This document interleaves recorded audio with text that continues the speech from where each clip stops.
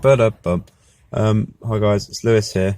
I'm still a bit poorly, but I went to the cinema again because I wanted to, and I saw the film Vice, which is the new Adam McKay film about former Vice President Dick Cheney.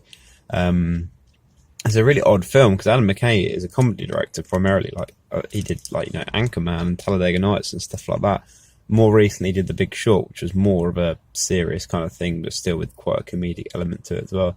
And this film is quite similar to The Big Short, in that it's just kind of a weird way of looking at a serious topic, and it uses a lot of very visual metaphors. Like, it will describe something and then it will show you exactly what it says, like in a weird way. It's hard to explain, but it's a very strange film, and it's like the narration is done by a character who's you don't know who the character is for a good part of it. And the film has like a false ending halfway through, which is really good. Yeah, I can't really explain it. I think it's been quite mixed reviews on it, but I enjoyed it. I thought it was interesting. It's worth seeing purely for Christian Bale's performance as Dick Cheney, because it's one of those Christian Bale performances where you see he just disappears into the character, and you have to kind of remember that Christian Bale, and you look at him and you go, I don't even know who that is.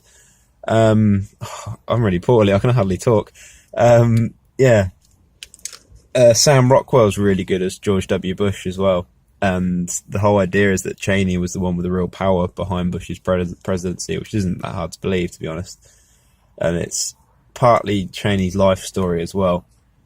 And at times he seems being quite sympathetic, but the overall message of the film is that he was a monster and he was responsible for a lot of people dying, which is probably true.